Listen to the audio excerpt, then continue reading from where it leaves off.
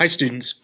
Soon we're going to be starting literature circles, and you're going to be able to choose a book to read along with several other students across my classes.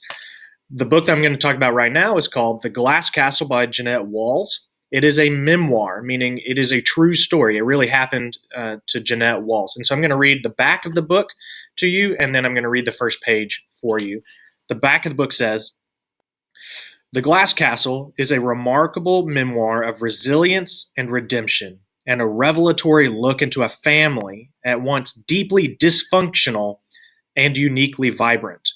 When sober, Jeanette's brilliant and charismatic father captured his children's imagination, teaching them physics and geology and how to embrace life fearlessly. But when he drank, he was dishonest and destructive. Her mother was a free spirit who abhorred the idea of domesticity and didn't want the responsibility of raising a family. The Walls children learned to take care of themselves. They fed, clothed, and protected one another, and eventually found their way to New York. Their parents followed them, choosing to be homeless, even as their children prospered.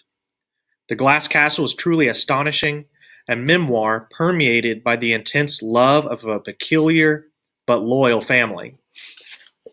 So here's the first page. It says, "I was sitting in a taxi, wondering if I had overdressed for the evening, when I looked out the window and saw Mom rooting through a dumpster. It was just after dark.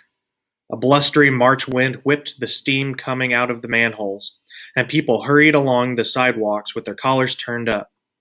I was stuck in traffic 2 blocks from the party where I was heading. Mom stood 15 feet away.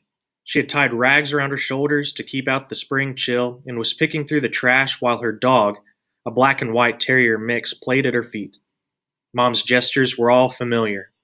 The way she tilted her head and thrust out her lower lip when studying items of potential value that she'd hoist out of the dumpster.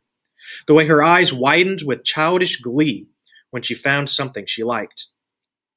Her long hair was streaked with gray, tangled and matted, and her eyes had sunk deep into their sockets. But still, she reminded me of the mom she'd been when I was a kid, swan diving off cliffs and painting in the desert and reading Shakespeare aloud. Her cheekbones were still high and strong, but the skin was parched and ruddy from all those winters and summers exposed to the elements. To the people walking by, she probably looked like any of the thousand of homeless people in New York City. It had been months since I'd laid eyes on Mom, and when she looked up, I was overcome with panic that she'd see me and call out my name, and that someone on the way to the same party would spot us together, and Mom would introduce herself, and my secret would be out. I slid down in the seat and asked the driver to turn around and take me home to Park Avenue."